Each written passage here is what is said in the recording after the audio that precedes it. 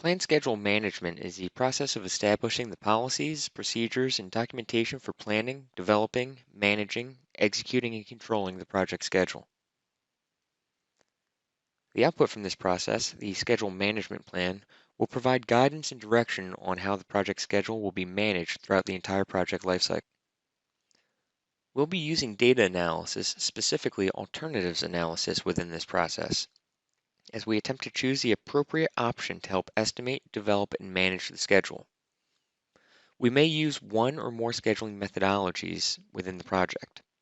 We have to select a scheduling tool and technique, our estimating tools, formats, and project management software.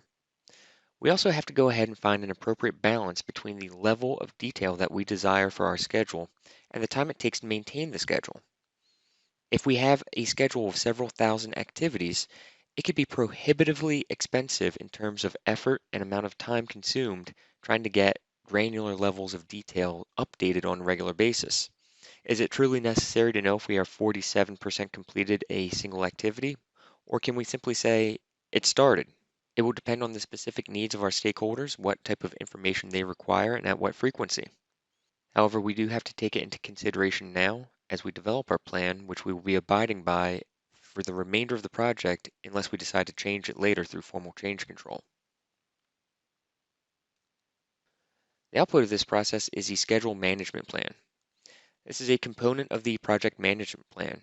It establishes criteria and the activities for developing, monitoring, and controlling the schedule. It could be formal or informal.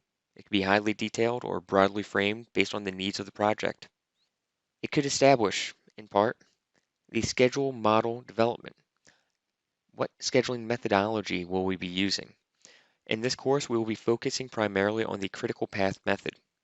Release and iteration length would be used depending on the type of life cycle that we select. The level of accuracy is the acceptable range used in determining a realistic activity duration estimate. This could include an amount for contingencies, either as a percentage or as a fixed number. We also need to decide upon units of measure. Will we be doing hours, days, or weeks? Organizational procedure links is how we will tie the schedule to the work breakdown structure. This will allow for consistency with the estimates and resulting schedules. The project schedule model maintenance is the process used to update the status and record progress of the project in the schedule model during the execution of the project. Here, we're simply defining how that will happen. Control thresholds indicate an allowable amount of variance. All projects will have some degree of variance.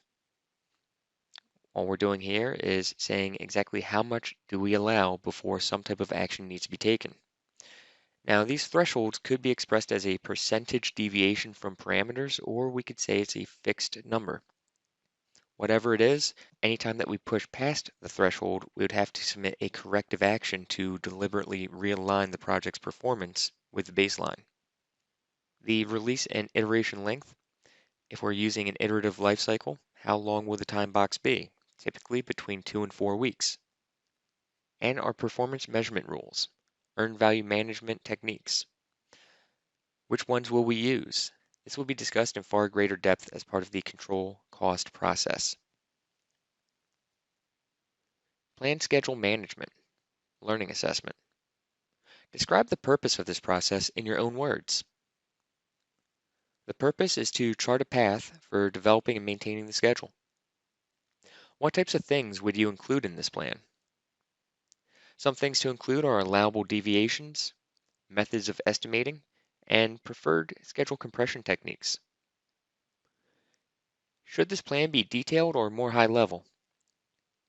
This plan can be very high level or detailed, depending on the project's needs. Should this plan ever be updated, and if so, when? This plan should be updated as changes occur to how the schedule will be managed. What are some EEFs and OPAs that play into this process? Relevant EEFs include organizational culture, resource availability, and scheduling software, while OPAs include historical information, policies and procedures, and templates.